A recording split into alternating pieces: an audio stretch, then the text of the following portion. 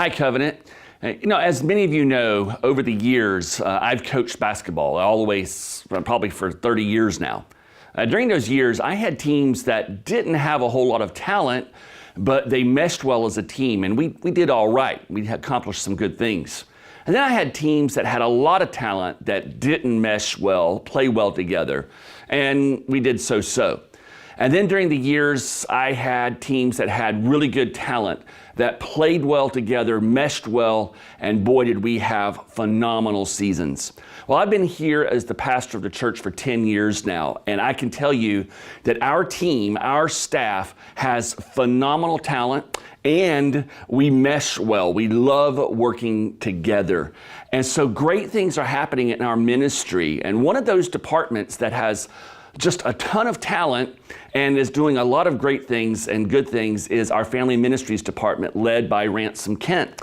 And I've invited Ransom to come and talk to us today and to share with us a lot of the good things that are happening, a lot of the dreams that he has for the Family Ministries department, and how this launch and the things that are taking place will maybe help that occur one day. Sure. Thanks, Jerry. Like Jerry said, I love my team. I love Elise and Lauren and Scott and Mary Ann and Lauren DeBoer and all the ladies that help in the nursery department on staff. And everything is going well. It's going great. We have a solid parent base. We have excellent and well-trained volunteers. We have, like he said, a talented staff. But at times, while growth is good, it does pose some challenges. We find at times it feels like we're going gangbusters, but the one thing we need is more space, more dedicated space, more specified space. And so what I'd like to share with you all today are some ideas that we have as a team that we feel like if we could get a handle on some of these space-related issues, the team that we have, the parents that we have, the volunteers that we have, we could really push forward into the future and realize God's call that we see on family ministry. And so I'm going to ask for just the next few minutes for you to imagine with me. Can you imagine with me several different scenarios where dedicated, specified, free space on the calendar even could increase our ministry here at Covenant to our community? Let me start by just saying this. Imagine if we could have space for Covenant Cove, Voyagers, our nursery, and even Elevate and Encounter and Edge that belong to them. It just dawned on me even just a few months ago, meeting with Elise in one of our monthly meetings, that we have children's ministry on a cart. You've heard of art on a cart, where the art teacher doesn't have their own space and they go from classroom to classroom. We have children's ministry on a cart. Voyagers uses CCS classrooms just above where we're sitting right now to do crafts and have lessons and do activities. At the end of that time, it's got to be a classroom. Covenant Cove meets in our fellowship hall. Last video, Ben talked about some of the challenges with shared space. The fellowship hall is at least as busy as the worship center, as was talked about last time. So on a Sunday morning, we're not just worried about discipling our kids or having fun and learning the gospel. We're worried about setting up, putting lines on the carpet, carpets down for the different classrooms, making sure the curriculum and videos set up. We would gain back 4 to 6 hours a week just from Elise and Lauren's schedule to minister to the families if we didn't have children's ministry on a cart. Imagine the impact of these sharp, skilled ladies ministering to you and your children 4 to 6 more hours a week simply because they have dedicated space. Currently, we have about 120 students just in student ministry running through our various programs in a week. Next year, we're looking at about 150 students a week. That's just through natural growth. Seniors moving off, fifth graders moving up. If we could have a space for our Wednesday night group, if you've been on campus, I know Jerry has several times on a Wednesday night, we're bordering on this chaos, you're not sure if it's going to be okay. We're bordering there. We're staying within that limit. But with 30 more kids in a week that are mostly coming up in that young fifth grade class, we are in a place where we are desperate for space, just for space. And so imagine, if you will, if we had a space just for our middle schoolers to be middle schoolers. We don't want to have a place where it's plastic covered couches and places they can't go and things they can't damage. We want a place where middle schoolers can be middle schoolers and learn the gospel with these sharp volunteers that we have. As we look to the future, there's some other things we can think about too. What would be the impact on the young families in our community if we had a coffee shop area partnered with a play place or a splash pad? The ability for young moms and young families to come and hang out with again, the ministry staff or the other moms in our congregation, the other dads in our congregation, to build community together on our campus throughout the day. We can't do this now. Right. We have a school going full tilt all day, all week throughout the school year. And so the idea of a splash pad or a play place, these kinds of things just allow us to imagine outreach that just can't take place. I think the last thing I would mention is, again, kind of a forward-thinking idea. We have a lot of children in our neighborhood, Lockmar. We have a lot of children in Palm Bay. It's a young family community.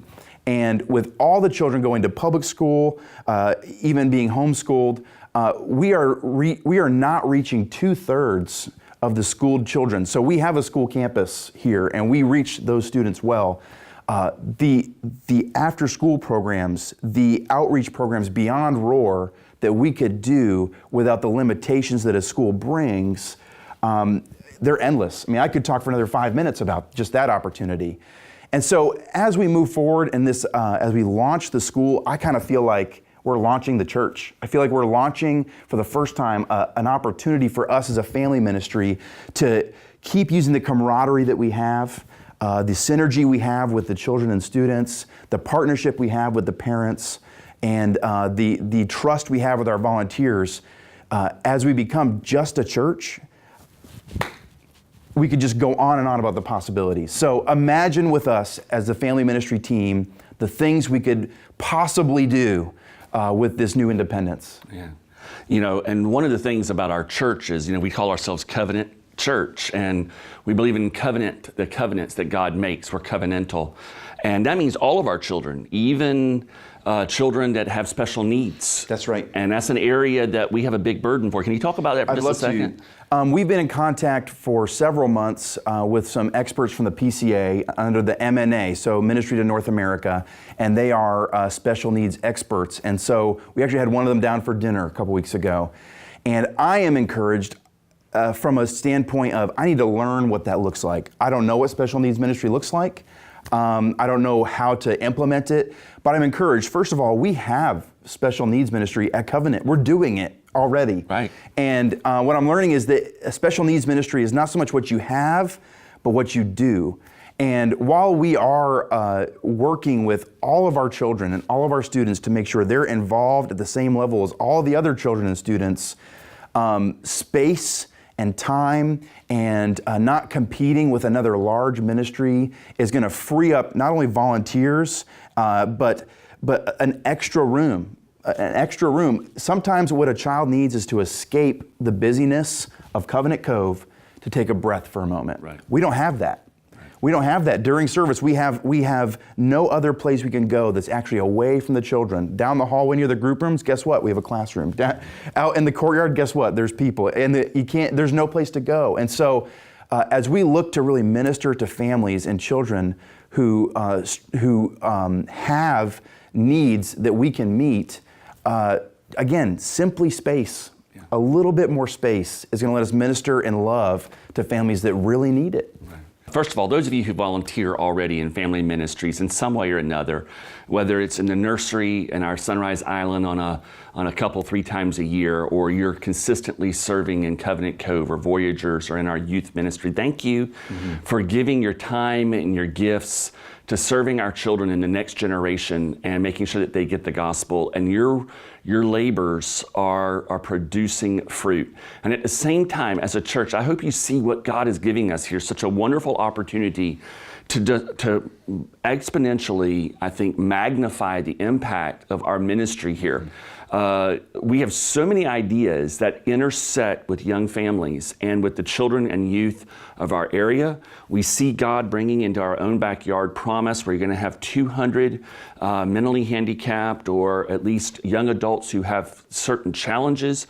And there are all these families that are moving, many of whom are Christian families, and they are looking for a church that says, do you have a heart for the least in our churches? And will you take that step of faith and minister to them? We have all kinds of opportunities here, and but we need to make this happen. So please begin to continue to pray, continue to serve, step up, be a team player, get on a team and serve and use your gifts.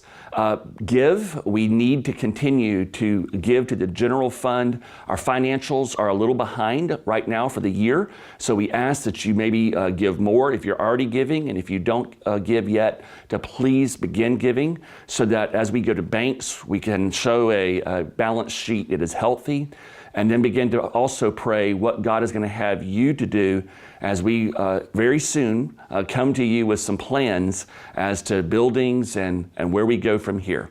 Thanks a lot for your support, Covenant. Continue to pray. We need God's wisdom and we need His provision and strength in the months ahead.